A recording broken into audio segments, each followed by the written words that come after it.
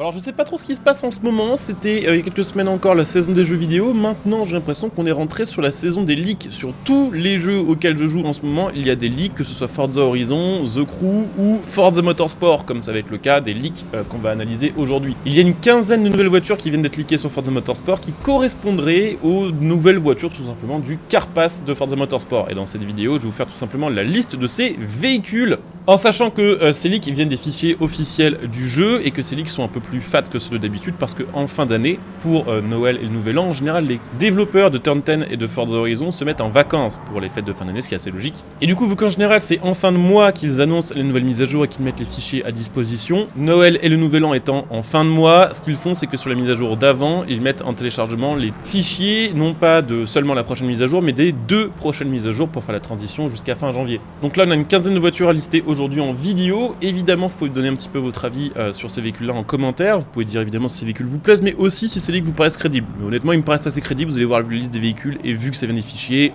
en général, c'est quand même très probable qu'on les obtienne sur le jeu. D'ailleurs, sachez que normalement, à la fin de la semaine ou au début de la semaine prochaine, on aura le Forza Monthly qui contiendra les actualités des 2 prochaines mises à jour de Forza Horizon 5 et également des 2 prochaines mises à jour de Forza Motorsport. Donc ce sera un live un peu plus grand que d'habitude. Live que je codiffuserai sur ma chaîne Twitch et sur ma chaîne YouTube.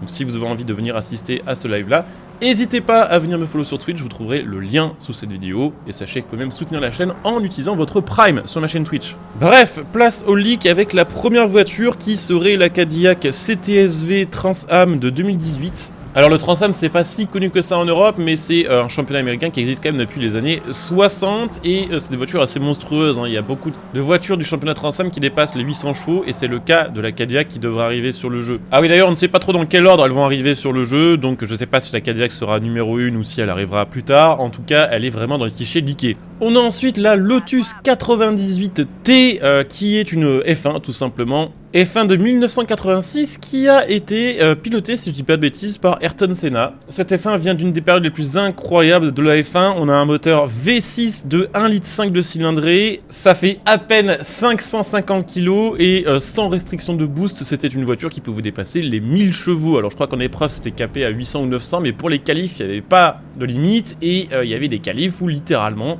la 98T faisait 1200 chevaux pour 550 kg. C'était quand même vraiment monstrueux. Il y a ensuite une version GT3 de la Lexus RCF de l'écurie Vasser Sullivan Racing. Alors personnellement je ne connaissais pas trop cette écurie, mais apparemment cette équipe a gagné justement le titre de champion des équipes au GTD Pro de 2023. Alors malheureusement je ne vais pas pouvoir vous dire grand chose de plus à propos de cette voiture là parce que j'ai pas trouvé d'informations très précises à propos de la puissance, mais ce sont quand même des voitures de la catégorie GTD Pro qui, si je dis pas de bêtises, a remplacé le GTLM. Donc c'est quand même des grosses voitures bien puissantes avec des gros moteurs et ça devrait être plutôt cool encore une fois à conduire sur Forza Motorsport. On devrait ensuite avoir une nouvelle routière, la version TRD de la Toyota GT86 de 2019. Donc ça fait un peu plus de 200 chevaux sur un moteur 4 cylindres à plat de 2 litres, hein, c'est Atmo. Vous allez dire quelle différence avec une Toyota 86 normale, c'est que tout simplement la version TRD a un kit esthétique un petit peu différent, pare-choc avant, aileron, pare-choc arrière, bas de caisse et jantes et à l'intérieur un petit peu différent avec d'autres options et une autre finition que sur une Toyota 86 classique.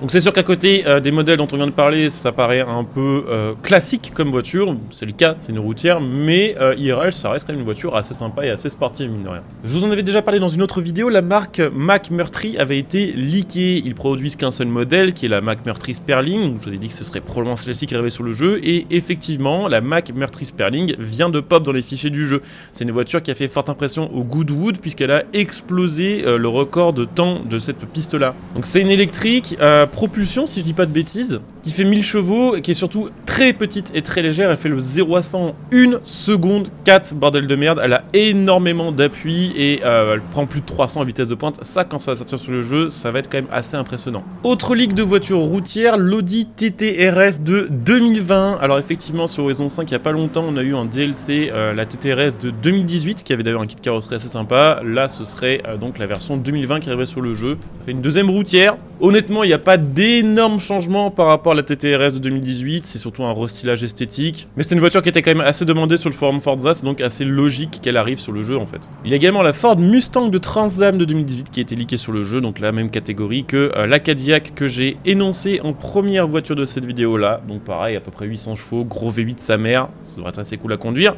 Une autre Cadillac leakée, hein, c'est vrai qu'il y a un gros partenariat avec Cadillac sur Forza Motorsport, puisqu'a été leakée aussi la Cadillac ATS VR version GT3 de 2015. Alors apparemment sur cette version là c'est un V6 biturbo, je sais pas pourquoi je pensais que sur la TSV c'était un V8, mais peut-être que pour répondre aux tout simplement aux normes et aux homologations de cette catégorie, ça doit passer un V6. Si quelqu'un peut confirmer dans les commentaires, je suis plutôt partant. Donc V6 turbo 3 litres 6, évidemment tout le kit qui va bien pour l'aéro de la voiture. On verra ce que ça va donner in-game, en tout cas j'avoue que de mon côté je savais pas qu'il y avait autant de Cadillac de course. Pour moi Cadillac c'est vraiment genre la marque des grosses berlines très haut de gamme américaines, et en fait c'est vrai que depuis quelques temps ils ont développé vachement leur ligne sport, leur version V justement, les Blackwing, et aussi leur caisse de GT3, de GTD, et c'est vrai qu'il y a quand même en plus plutôt des bons résultats, même si bon ils gagnent pas toujours. Également dans les leaks, la Lotus Type 35 de 1965, donc là aussi une ancienne voiture de course tout simplement, de Formule 2 si je dis pas de bêtises. Ça fait aux alentours des 420 kg, c'est beaucoup moins puissant que la Lotus 98T tout à l'heure, puisque là on est aux alentours des 150 chevaux, mais pour 400 kg ça marche déjà très bien. On enchaîne ensuite avec l'Aston Valkyrie AMR Pro avec ses 680 chevaux et son V12 Atmo de 6,5 de cylindrée. Voiture pensée pour participer à la catégorie hypercar des 24 heures du Mans, évidemment basée sur un châssis d'Aston Martin Valkyrie. On verra bien ce que ça donne, mais ça va être plutôt cool, surtout si le son est bien fait. Nous aurons ensuite la Ferrari 488 GTE qui va être ajoutée sur le jeu. Alors là encore une fois, on ne sait pas trop dans quelle ordre ça va arriver, mais pareil, un V8 biturbo, 3 litres 9 de cylindrée, 1240 kg, beaucoup d'appui et surtout une putain de bonne gueule. J'avoue que je suis pas forcément ultra fan des préparations esthétiques qu'on retrouve sur les voitures de course, et celle-ci elle a quand même une super tronche. On enchaîne ensuite avec l'avant-dernier modèle, la McLaren Senna GTR. Alors celle-ci je crois aussi qu'elle avait été leakée il y a quelques temps, version GTR donc de la McLaren Senna, qui si je dis pas de bêtises c'est une voiture de track day. Je crois qu'elle n'appartient à aucune catégorie officielle de course, qu'elle n'est utilisable que sur circuit, et que donc c'est vraiment un truc méga explosif qu'on a vraiment que très peu de chances de voir rouler. Mais ça fait 825 chevaux sur le moteur V8 4 litres de la McLaren Senna, 1100 kg, 0 à 100 en 2 secondes 8. Et puis là pareil, un gros kit aéro bien différent de la Senna de base. Elle a d'ailleurs beaucoup plus de gueule. C'est vrai que la Senna, après avoir vu la Senna GTR, ça paraît vraiment très mignon.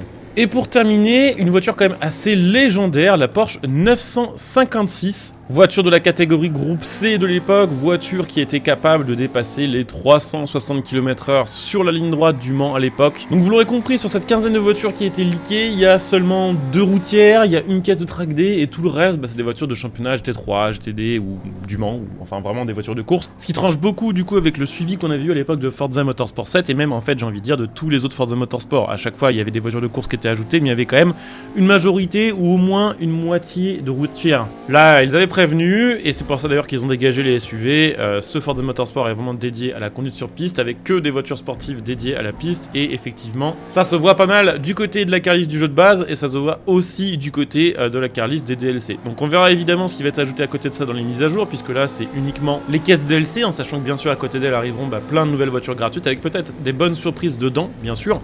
En tout cas, moi j'avoue qu'il y a pas mal de cases qui me plaisent là-dedans. Je sais pas si j'aurai l'occasion de les montrer en vidéo, si j'aurai ne serait-ce que l'occasion de les tester tout court en live. En tout cas, le choix des véhicules me paraît vraiment adapté au type de jeu. Donc dites-moi un petit peu ce que vous en pensez. N'hésitez pas, si la vidéo vous a plu, comme d'hab, à laisser un petit like et à vous abonner pour les prochains contenus. Et comme d'hab, si vous avez envie de soutenir la chaîne en achetant vos jeux à prix réduit, pensez à les prendre via mon lien Instant Gaming que vous trouverez sur cette vidéo. Ça vous permet de donner un petit coup de pouce à la chaîne gratos et de faire des petites économies de votre côté. Donc voilà, je vous laisse jeter un petit coup d'œil à tout ça. Je vous dis à très bientôt pour une nouvelle vidéo. Bon jeu à tous, ciao.